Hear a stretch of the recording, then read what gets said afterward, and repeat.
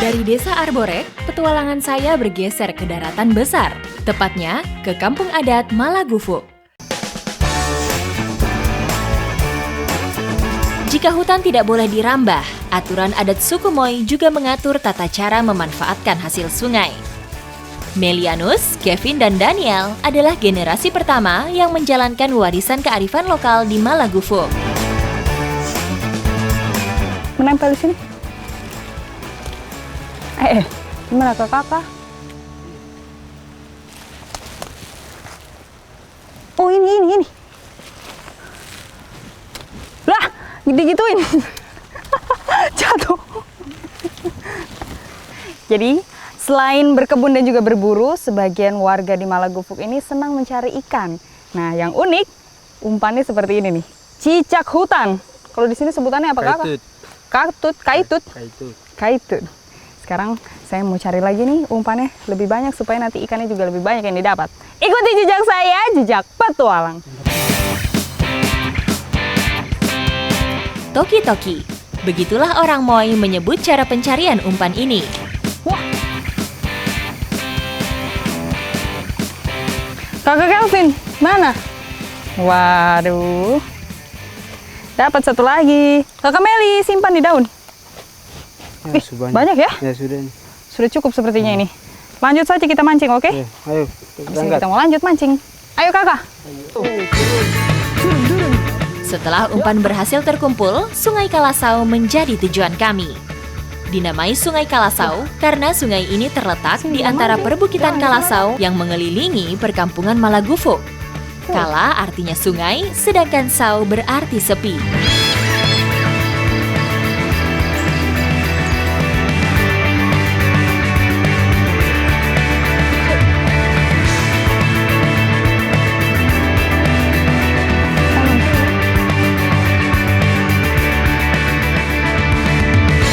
Lama ini nunggunya ya? Iya. Nih daripada tunggu lama, kita jalan cari daun gatal. Ya. Oh, daun gatal, aku tahu itu. Untuk pegal-pegal toh? Iya. Ayo kakak. Oke. Hop.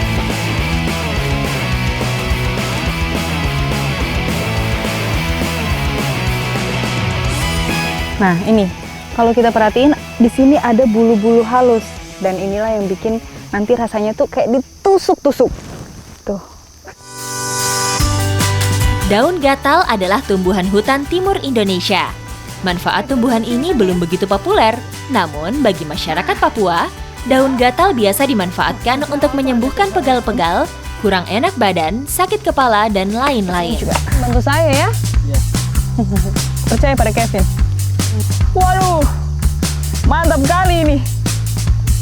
Ini memang sudah mulai mengeluarkan reaksi bentol-bentol. Tuh.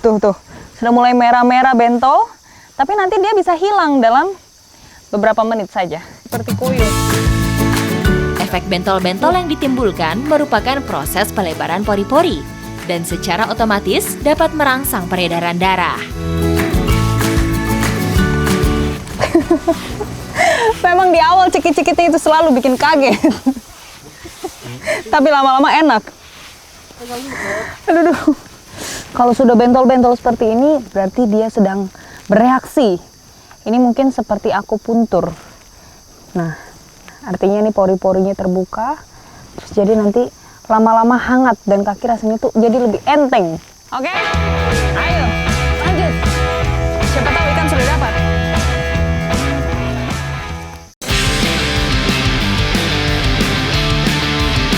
Sungai Kalasau hanya boleh diambil ikannya dengan cara dipancing dan dipanah. Di luar cara itu tidak diperbolehkan secara adat. Wah, dapat. Dapat satu. Ayo kakak ambil kakak. Aduh, ikan apa ini dia?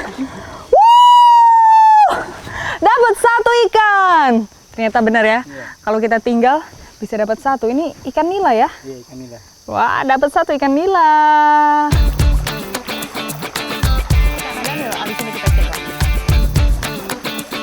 Tangkapan selanjutnya di luar dugaan. Ikan yang kami dapat cukup besar. Kakak, itu lihat. Wah, dapat ikan yang besar itu kakak. Ini ikan sawah ini. Wah, ikan sawah. Iya. Ada ikan sawah. Wah, ini besar sekali. Terlihat karena ini airnya jernih. Wah, coba. Kita angkat dulu. Oh, kakak saya tahu. Wah, ikan ini memang sejenis ikan gabus. Tapi ini ukurannya cukup besar. Lihat, hampir setangan saya, kakak. Pegang saja. Di setiap lingkungan, ikan gabus akan memiliki warna sisik yang berbeda-beda. Ikan karnivora ini harus pandai menyamarkan diri untuk mengelabui mangsanya. Wow, sudah banyak ini kita kumpulkan ikan. Habis ini kita masak-masak gimana? Oke? Siap? Oke, lanjut perjalanan kita. Lanjut masak.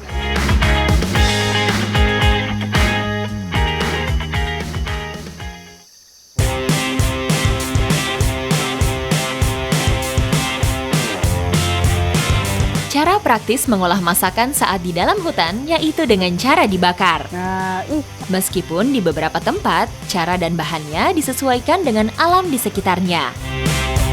ini mirip seperti pepes, tapi kalau di sini tuh namanya ikan bungkus dan dibungkusnya dengan daun sasin. Nah, ini daun sasinnya. Ini tuh sejenis palem, tapi dia tidak mengeluarkan aroma seperti pandan gitu ya, kakak. Tidak. Nah, ini cara bungkusnya juga seperti ini. Dilingkarkan, kemudian dilipat. Jika di beberapa daerah mengenal cara pepes, cara yang kami lakukan tidak jauh berbeda. Hanya saja pepesan kami tidak ditimbun di dalam bara, melainkan disimpan di atas perapian.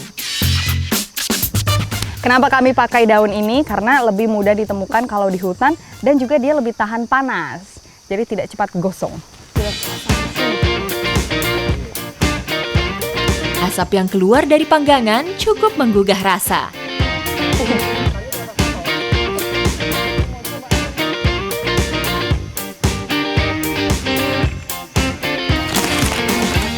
Mantap sih.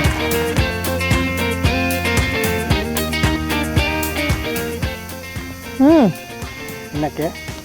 Enak kakak.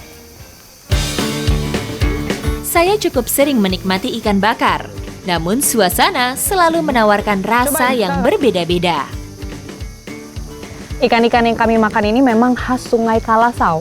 Secara bentuk memang dia mirip seperti ikan-ikan yang ada di pulau lain. Tapi memang di sini dari segi warna itu lebih beragam. Ikuti jejak saya, jejak petualang.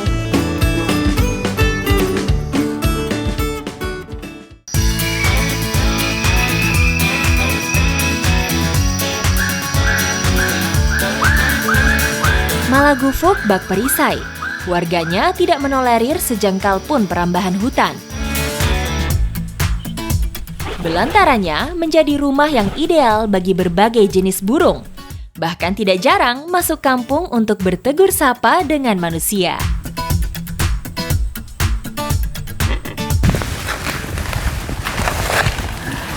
Di atas saya di situ, saya melihat ada julang Papua lagi bersantai. Dia anteng sekali di situ. Makanya saya nggak mau bikin pergerakan dan juga suara-suara yang mengganggu supaya dia tetap bertahan ada di atas sana. Ini dekat sekali.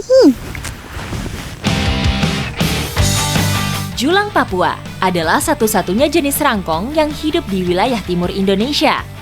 12 jenis lainnya tersebar mulai dari Indonesia bagian tengah hingga bagian barat. Habitat aslinya adalah kanopi hutan, hutan rawa, dan perbukitan dengan ketinggian sekitar 500 di atas permukaan laut.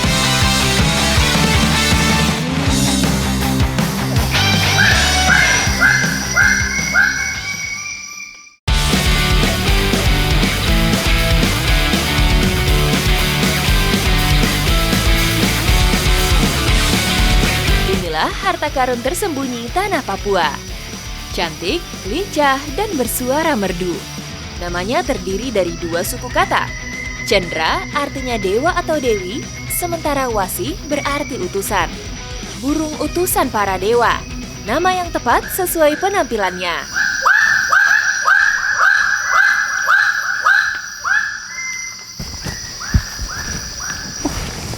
Itu Om, iya, benar-benar. ya kan? Benar-benar. Cantik sekali.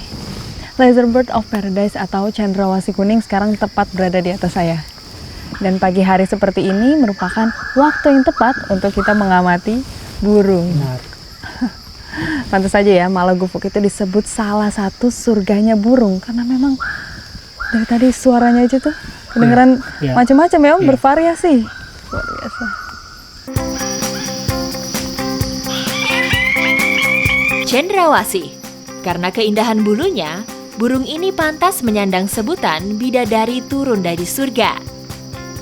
Nama tersebut diberikan oleh ilmuwan barat untuk mengagumi keelokan warna-warni bulunya.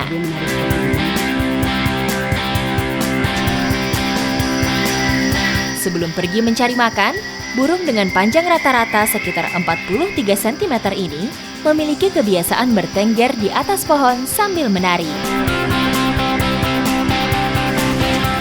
Lagi nari ya Om? Iya.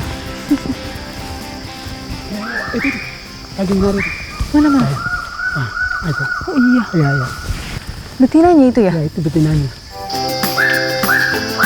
Saat matahari mulai hangat, gerakan tariannya semakin menjadi-jadi.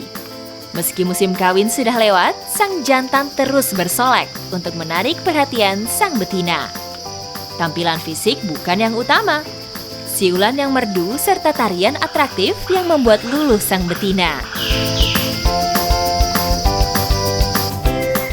Memang ya kalau jantan itu selalu lebih menarik daripada betinanya.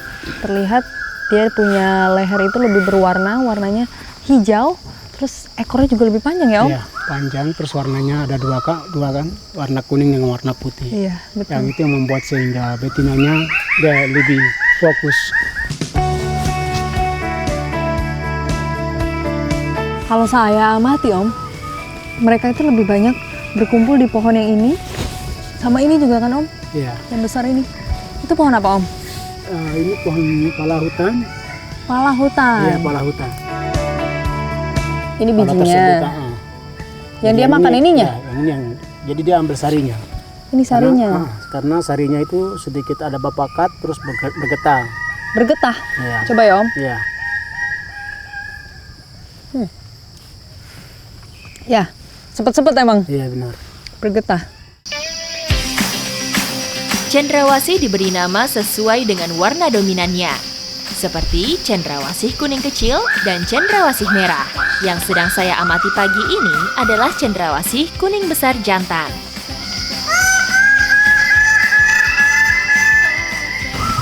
Ada kurang lebih 60 spesies burung cendrawasih yang hidup di Papua. Tapi kalau di sini itu rata-rata Laser Bird of Paradise yang saya lihat. Berbeda lagi kalau di dataran tinggi, seperti di pegunungan Arfak itu ada jenis-jenis lainnya. Ada seperti Magnificent Parotia, terus ada juga burung-burung bidadari katanya ya. Burung cendrawasih yang jenis bidadari. Luar biasa cantik.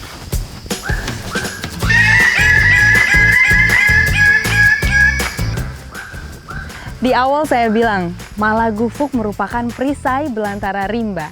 Dan inilah salah satunya yang mereka jaga, yang akan diwariskan ke generasi kita selanjutnya.